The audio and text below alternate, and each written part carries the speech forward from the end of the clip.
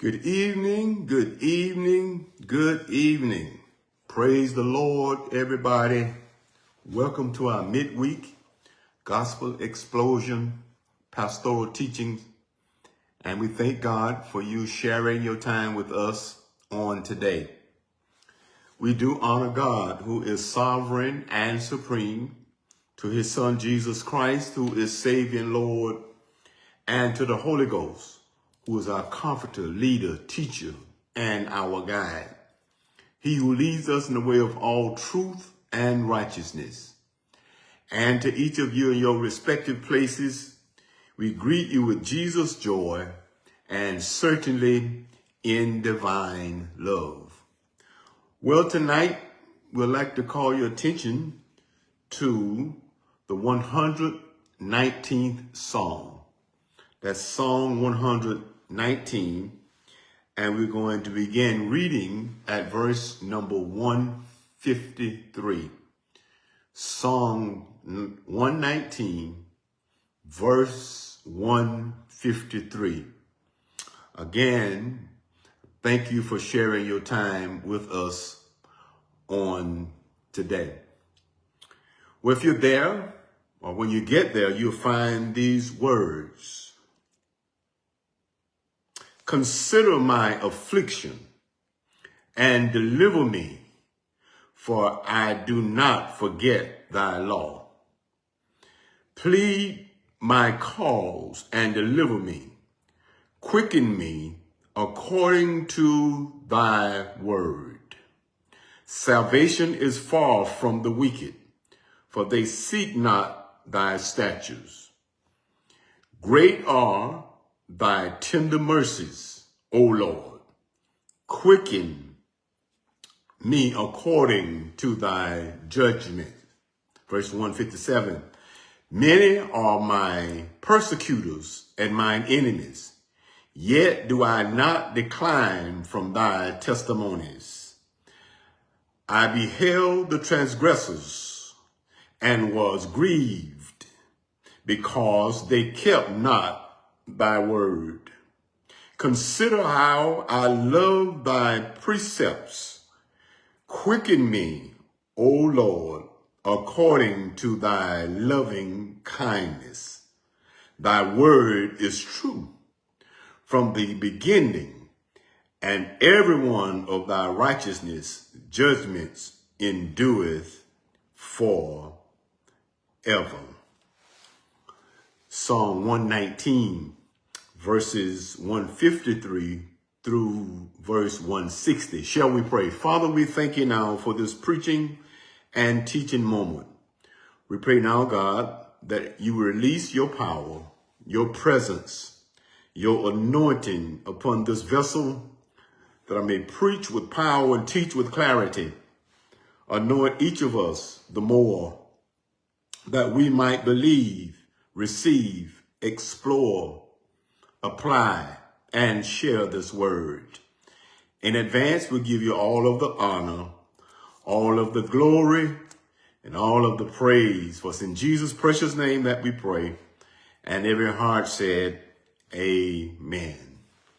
Well, tonight from Psalm 119, verses 153 through 160, we're going to speak from these words. When trouble comes. When trouble comes. Not saying if trouble comes. We are saying tonight when trouble comes. What do we do when trouble comes? We realize that trouble is inevitable. It's going to happen. So tonight, hopefully, through these verses of Psalm 119, we will understand the important things to do when trouble comes. We're living in a society, we're living in a time where seemingly trouble is everywhere. All over the world, in our churches, communities, cities, country, and throughout the world, we have the tendency to face some type of trouble. My brothers and my sisters, trouble is defined as distress, disturbance, difficulty, agitation, and affliction. Some of the things that causes trouble they are sickness, sinfulness, and sorrow. Many people are experiencing that today in the world, especially after we have had a national election to elect our leaders of our nation for 2 or 4 more years. And seemingly that even with the election, that we are going to face more trouble. Yes, my brothers and my sisters, as I said earlier, trouble is inevitable. It is going to happen. So, trouble is something that none of us will escape. We will all find ourselves in some time or the other in trouble. Yes, Job chapter 14 verse 1 says, "Man that is born of a woman is of few days and full of trouble." That's what Job said. However, Jesus the Christ, our Lord and Savior, said in St. John chapter 14, verse 27, "Let not your heart be troubled, neither let it be afraid, because I leave my peace with you." Notice what Jesus said. Jesus said, "Let not your heart be troubled." That means to me that you have a choice. You can let your heart be troubled, or you can lean and depend on the peace of Jesus Christ. Doesn't mean that you're not going to have any trouble, but let not your heart be troubled. Let not trouble get the best of you, because Jesus said, "I leave my peace with you." So now, the question may be asked, what do you do when trouble comes? That's our topic tonight. When trouble comes, what do we do? Well, I think the psalmist in Psalm 119, verse 153 through verse 160 helps us. In our text tonight, I believe we can get some help. You see, the trouble the psalmist is facing is, again, preying on his mind. It's bothering him. For the moment, he is back in the valley. Yes, oftentimes, even as Christians, we find ourselves in the valleys of life. And to be real candid with you, we often or probably spend more times in the valley than we do on the mountaintop. So the psalmist, for the moment, he is back in the valley, but he will not stay there for long. In hand, and looks again to the Lord, who is his source, or who is the source of his strength. Are you with me? Now, the first thing I want us to notice tonight is the psalmist's appraisal. The psalmist's appraisal of where he was, or his evaluation or his estimation of where he was. Now we know, as I just said, that he is in the valley for a moment.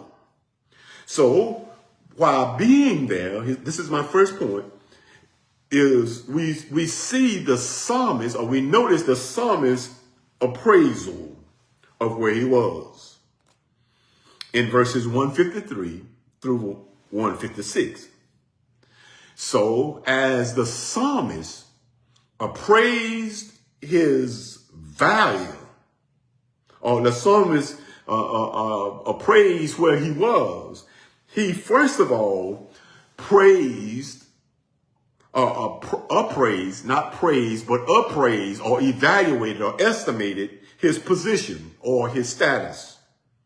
So this is what he says, beginning at verse 153.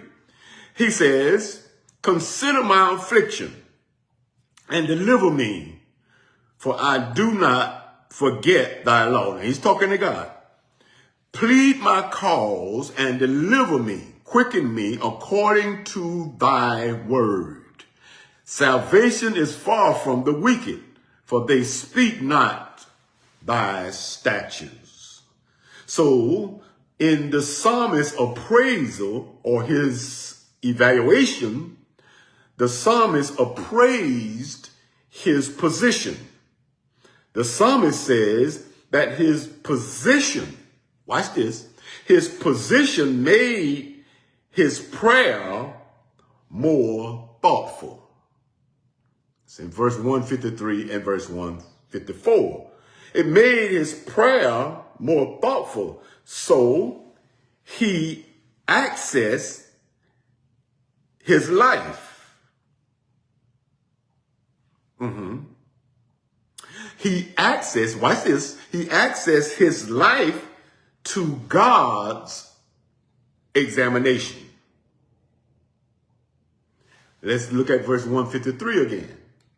Listen what it says. "Consider my affliction and deliver me, for I do not forget your law." His prayer is more thoughtful, so he accesses his life to God's examination. He draws attention here to a most important truth. What is that? That is, not all suffering and affliction are punishments. That's what the psalmist is literally saying as he evaluates or praise his position. He examines or he estimates his position or his status. Are y'all with me? He estimates his position, and his prayer is more thoughtful. So he accesses his life to God's examination. I'm trying to drive it home because I want you to get it. He draws attention here to the most important truth, and that is, not all suffering and affliction are punishments. You see, my brothers and my sisters, many think that all suffering and afflictions are punishments. That's not true. Something allowed by God might be a desperate illness which suddenly puts eternity values in perspective. A man like Job, y'all remember Job? A man like Job makes it clear that sometimes God allows some things to happen to put eternity values in perspective. Are you hearing me? Men like Jeremiah and Ezekiel were told by God that they were going to suffer. And the word of God has told us as Christians that we're going to suffer. There's going to be some storms in our lives. There's going to be some tough times. There's going to be some trouble in our lives. My brothers and my sisters, it is certain that trouble can God's plan for his people. What happens is the psalmist, he accessed his life to God's examination. But he also accessed his life to God's entreatment or God's interceding. Where is that? Well, let's look at the next verse. Verse 154. Listen what he says. As he accessed God's entreatment or God's interceding, he says, plead my cause and deliver me. Quicken me according to thy word. Did you see that? So that lets us know, my brothers and my sisters, that we have God's word. We have Jesus Christ, our Lord and Savior. We have the Holy Ghost. We have God's word. We have Jesus Christ. We have the Holy Ghost to advocate for us. Let that sink in for a moment. While that is sinking in, turn with me to Romans chapter 8, verse 26. I want you to see something here. This is New Testament, Romans chapter 8, verse 26. Listen what it says as Paul writes to the Romans. Verse 26. Likewise, the Spirit also helpeth our infirmities, for we know not what we should pray for as we ought.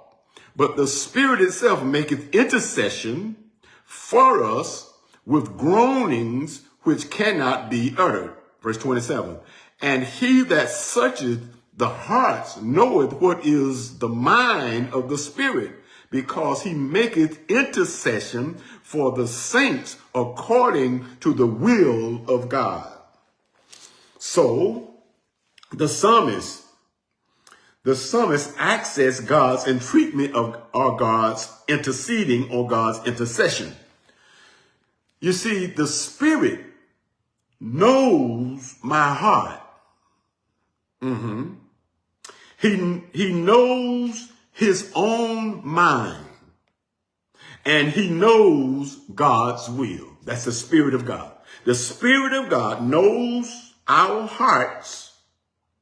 He knows our mind, and he knows God's will. And he is able to plead our cause.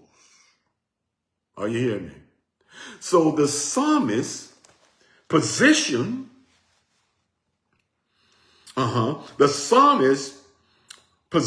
here is very, very noticeable. His position made his prayer more thoughtful. It also made his prayer more truthful. It's good to have a thoughtful prayer, but it's better to have a truthful prayer. Your prayer, your thoughtful prayer should be truthful. So he says, let's go back to Psalmist 119. He says that we must understand some things when we call on the Lord. He says in verse 155 that salvation is far from the wicked, for they seek not thy statutes. Now, remember, the psalmist is in a valley, and he's in the valley because his enemies is giving him a tough time. So the psalmist, he makes sure that his prayer is thoughtful and that his prayer is truthful. Now, in verse 155, he says that salvation is far from the wicked, for they seek not God's statutes. Now, I want to pause here for a moment because I want you to really hear what I'm saying right here. This is a serious word for those who are wicked. Now, there are times when salvation is near, times when the Holy Spirit is at work. The Holy Spirit warns us not to miss such moments. When the Holy Spirit is at work, we don't want to miss those moments. The Holy Spirit warns us not to miss those moments. It seemed like, to me, in the text, it seemed like the psalmist's problems were from the wicked, not from some sickness. I said a few minutes ago, he is in the valley because of his enemies. He's in the valley. He's in trouble because of his wicked enemies. And many times we are in trouble. It's not because a sickness or malady or a disease. It is because of wicked enemies. Are you hearing me? So the problems were from the wicked, not from sickness.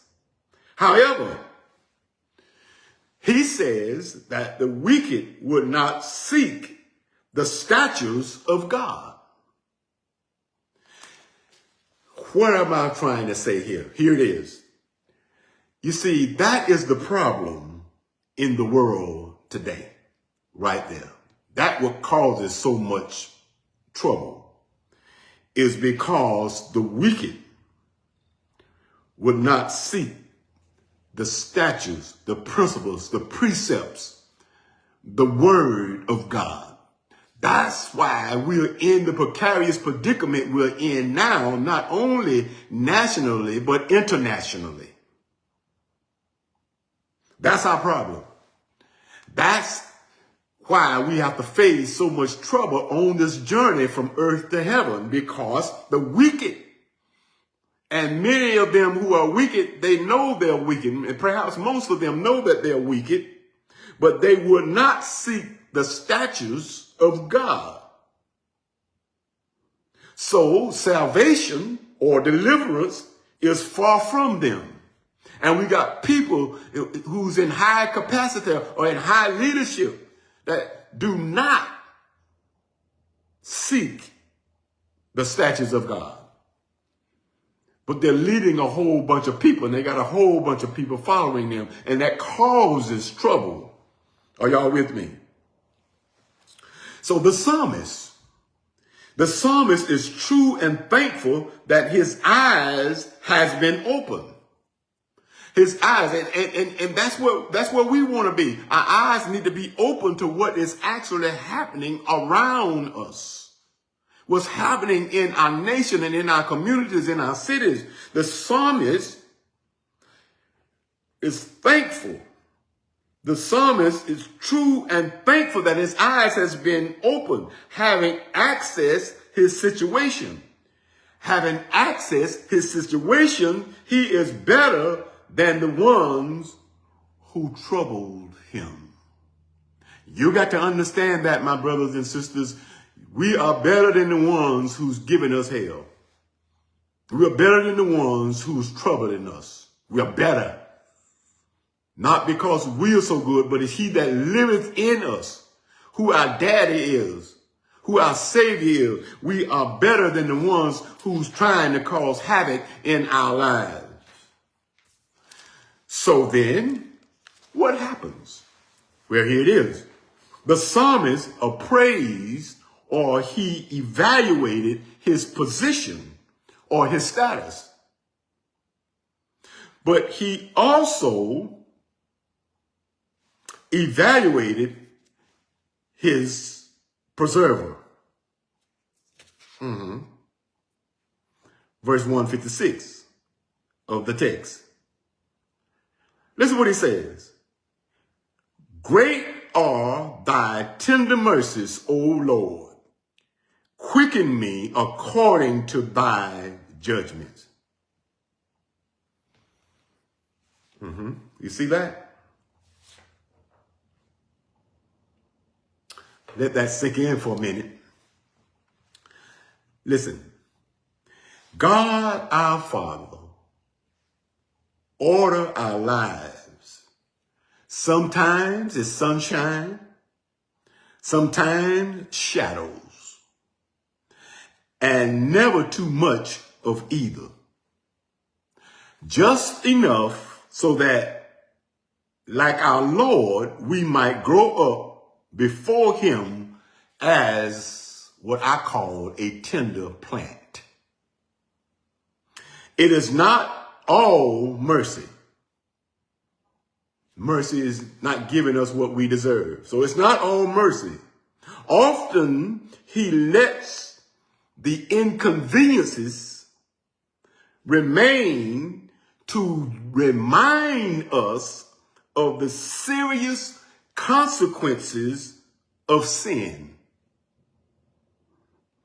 Also, not only is it not all mercies, but also it is not all judgment. It is not all stern application of the letter of the law. If it was, or if it was so, we would be hopeless and helpless. And thank God it's not all judgment. Thank God he has balance. God has balance. Are you hearing me? It's not all mercy. It is not all judgment. It's not all sunshine. It's not all rain or shadows. So we see our first point tonight was the psalmist's appraisal, or he evaluate his position, and he also appraised or evaluated his preserver. Then, as the psalmist moved from his appraisal of his position and his preserver, then the psalmist deals with his attackers. You do know you have some enemies out there that they are going to attack you. If you didn't know that, now you know it, that you have some enemies that you're going to face in life that's going to attack you. You don't have to bother with them. They're just going to show up and attack you. Verse 157. Listen what he says. As he deals with the attackers. Many are my persecutors and mine enemies, yet do I not decline from thy testimonies.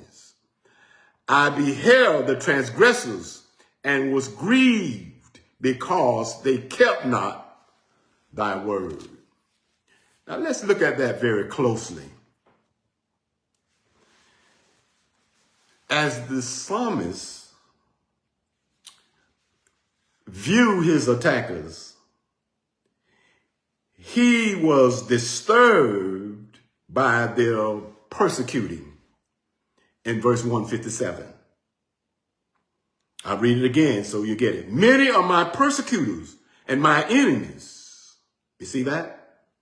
So as he viewed his attackers, as he understands that his attackers, his enemies are out there, he's disturbed by their persecuting. The psalmist literally was facing a tough situation. Everywhere he looked, he saw unfriendly faces. It's seemingly that happens in our society today. Everywhere we look, it look like we're in enemy territory. Look like we're facing enemy or unfriendly faces. The temptation probably was to give up. And many times, because our enemies are so many, it may have the tendency to cause us to want to give up. But let's read the last clause of verse 157. And I read the whole verse entirely so you can get it. Many are my persecutors and my enemies, yet, watch this, do I not decline from thy testimonies. Wow. In other words, the psalmist is saying, though I may be in the valley and my enemies are all around me, I will not take the easy path. I will not go with the crowd. He was disturbed by their persecuting. He was also disturbed by their posture. That's in the next verse. So it seemed like it goes from bad to worse. As he viewed his attackers, he's disturbed by their persecuting him, but he's also disturbed by their posture in the next verse. Listen what he says. He says, I beheld the transgressors and was grieved because they kept not thy word. Wow. Listen carefully. Let's notice what he saw. Verse 158, he saw he was surrounded by men of no honor. Can't you sense that happening in our nation today, even in the world? We are surrounded by mankind with no honor. People, he was surrounded by people he could not trust. Doesn't it seem that is in abundance today, that we're around people or surrounded by people that we cannot trust? So that's what he saw. I beheld the transgressors. Now, not only I want us to notice what he saw, but I want us to notice what he suffered. That's the next clause of verse 158. And was grieved. Wow. Now, listen carefully. 99.9% of the time, we do not grieve over those we do not love. Probably 100% of the time. We do not grieve over those we do not love. We are grieved when someone we love betrays us.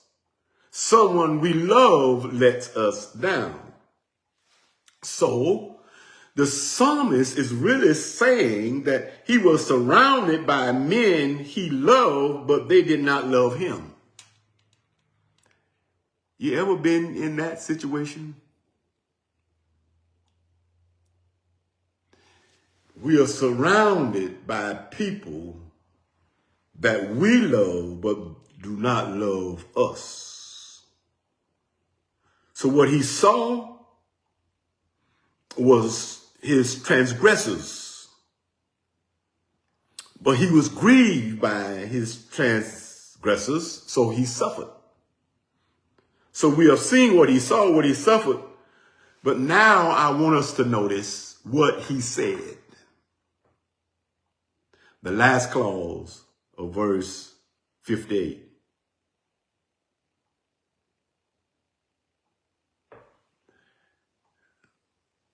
I'm suffering. I'm seeing some stuff that I don't really want to see. But you see that last clause? He said, they kept not thy word. That doesn't mean a whole lot, does it? Let's see.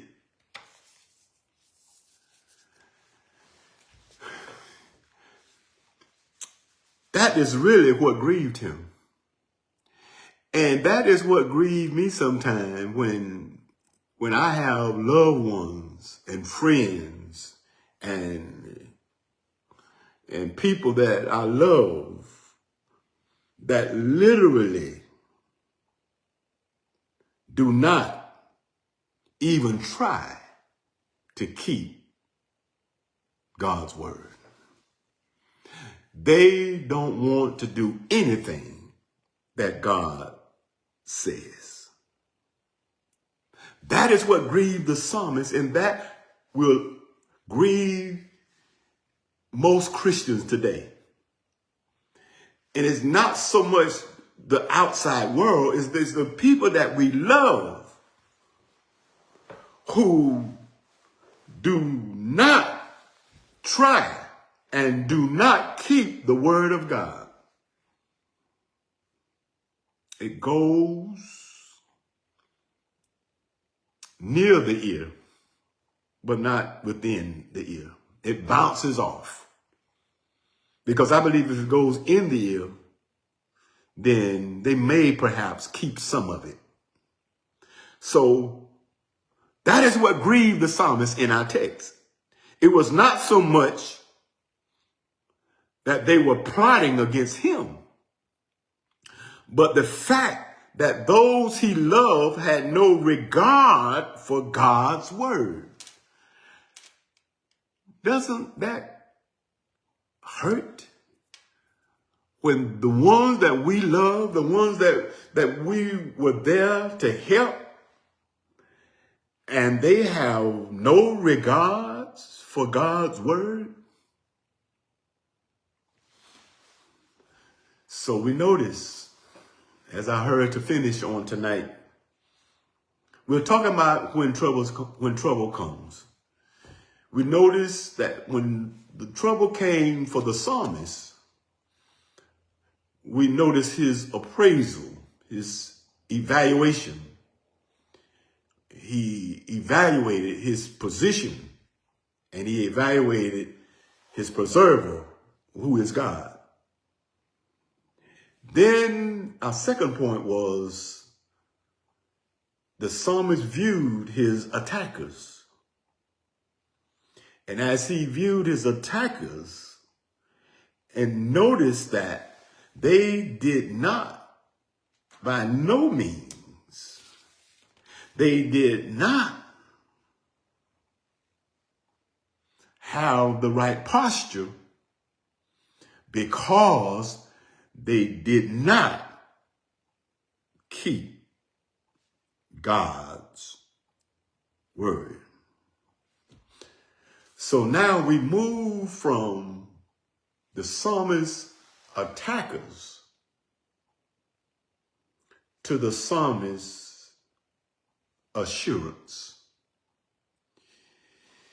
You see, your attackers could be many. You can be surrounded by ungodly, evil folk that your attackers are not the ones who can ultimately destroy you. If you are a child of God, there is something that's better than insurance, and I call it assurance. So after he saw the attackers, then we notice the psalmist began to focus on his assurance. After he turns away from his attackers, he turned to his assurance. Let's look at the last two verses of our text, 159 and verse 160. Listen what he says. He flipped the script. He flipped the script right here. He says, consider how I love thy precepts. Quicken me, O Lord, according to thy loving kindness. Thy word is true from the beginning of in its entirety, and every one of thy righteousness judgments endureth forever. Wow. Now, for the next few minutes, and I got to hurry, I'm running out of time. The psalmist literally turns away from his attackers to look more or once more at the Lord, drawing comfort from the word of God. That's what we have to do when trouble comes. We have to make sure that we look away or turn away from those who are attacking us, those who have been evil to us, and turn from them and look once more at the Lord and draw comfort from the word of God.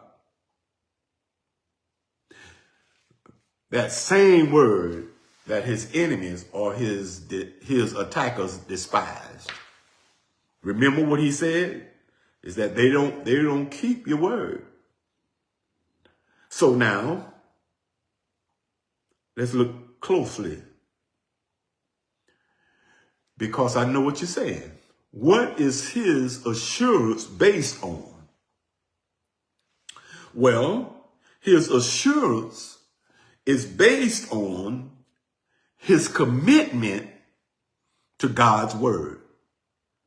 That is what gives us blessed assurance, because of our commitment to God's word. In verse 159, there was nothing wrong with his commitment to God's word. He knew the word. And most of us, or some of us, at least in Christendom, we know what the word of God says. He knew the word. He loved the word. But he wanted God to revive him according to his mercy. Remember seeing that?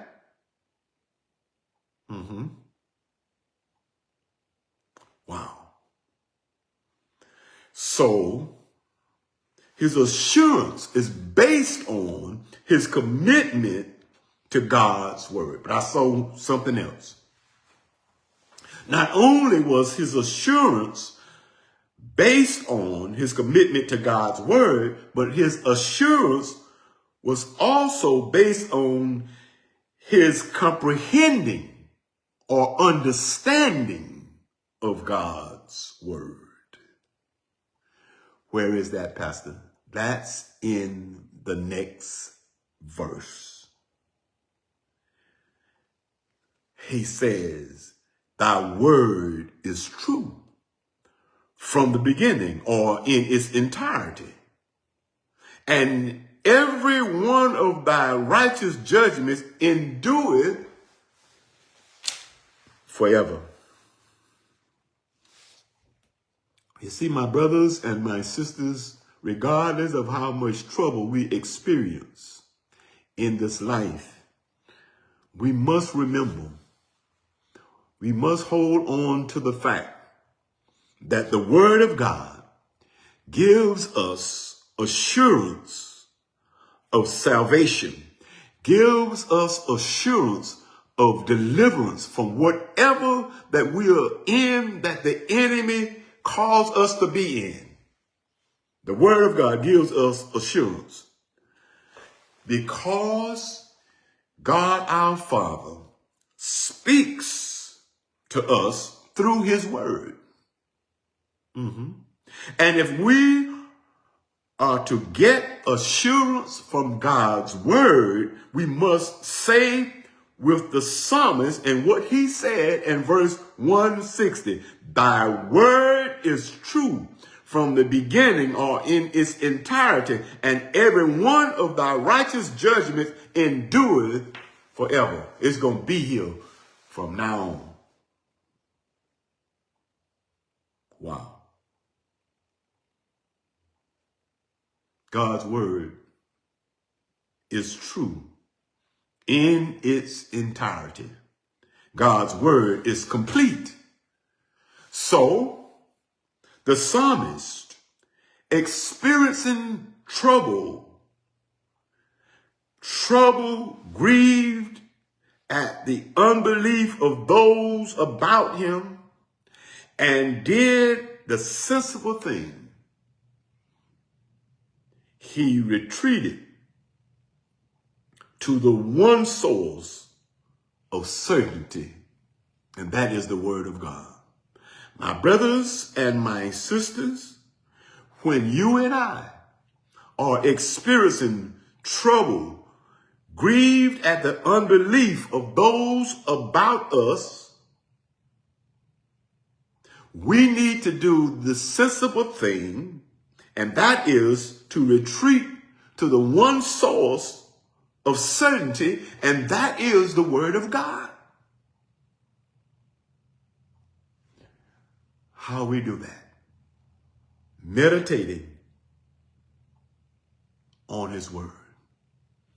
Reading his word, studying his word, meditating on the word of God. Meditating on the word of God, studying the word of God, protect the psalmist's life, protect the psalmist's heart against whatever satanic men he went against. I say that again. The psalmist, because he had the word of God, it protected him for whatever satanic force that was up against him. And for you and me, whatever satanic men or mankind might form against us, we are protected by the word of God. Jesus said, before a dot or tittle of my word fail, heaven and earth will pass away. God's word will stand forever. So when trouble comes, first of all, do some self-appraisal, some self-evaluation or estimation. Evaluate your position, but then also evaluate your preserver, or take a look or remember whose you are. And although your attackers may be all around, they cannot destroy you because you have assurance in God's word. And in God's word, he said that he will never leave you nor forsake you. I don't know how you feel about it, but I have declared to stand on his word.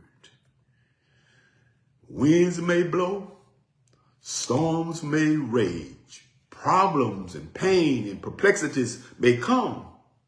Trouble may come, torment may come, trials and tribulations may come, but I'm going to stand on his word. I may be in the valley now, but because of his word, I shall reach the mountaintop of life. Shall we pray? Father, we thank you now for this word on tonight. We thank you for reminding us what to do when trouble comes, as we took a lesson from the psalmist in this text on tonight. Thank you, Lord, that you remind us of what we can do when things don't seem to be going in the right direction. When trouble is all around us and we're confused, we can always remember what your word says. So we pray now that you let this word sink deep into our hearts, minds, and our spirits, that we become better Christians, better disciples, better ambassadors of yours as we carry out the assignments that you have given us individually and collectively. We pray for those who may be sick and shut in on tonight, may be dealing with the malady, the sickness or disease, or confused and don't know what to do. We pray that they will understand that you are still the answer for the world today, that they will turn to you, to a God who loves them. And maybe some who are watching tonight have backslidden from your presence, Lord. We pray that they will come back to a God who loves them. And maybe someone is watching who never ever received the gift of salvation, who never received the Lord Jesus Christ as their personal Savior. We pray for them on tonight that they would get in a hurry to come under the umbrella of your love and your grace. And if you're watching tonight and you're not saved, we want to take a moment to talk to you, because being saved, having eternal salvation, is your first step in abundant life. If you're not saved, you never experienced it, you never said it, you never acknowledge it, but you need to do that. And if that's you, if I'm talking to you tonight, I want you to make a decision. And if you will pray this prayer with me or repeat after me: Lord God, I'm a sinner. I need to be saved. I believe that Jesus Christ is your son. He died for my sins and you raised him for my redemption. Forgive me of my sins and come into my heart, Lord Jesus, and make me a new creature, new creation. I receive you as Lord and Savior of my life. If you prayed that prayer tonight, according to the word of God, if you meant that from your heart, you are saved. And what I want to encourage you to do is to make sure that after your confession on tonight, after your reception of the Lord Jesus Christ on tonight, I want to encourage you to connect with a Bible-believing, Bible-teaching church that will help you with your next steps. You just made step one and the most important step, but there are other steps. And I want to encourage you to connect with someone who can help you along the way. And if you need our church, call us. It's Innovation Baptist Church. You can call us at 850-575-0818, or you can log on to our website, innovationbaptistchurch.org, and someone will help you along the way. As I said earlier tonight, we all experience some trouble along this journey from earth to heaven. And you need to know what to do when trouble comes. And we know that Jesus the Christ, the triune God, the Father, the Son, and the Holy Ghost, is there to help us when trouble comes. Well, my brothers and sisters, thank you so much for joining us tonight. Well, this is our last midweek service for the year of 2024. Our midweek service will be canceled until January 8th, 2025, and give time for our members and those who are connected to us to spend some time with family and friends.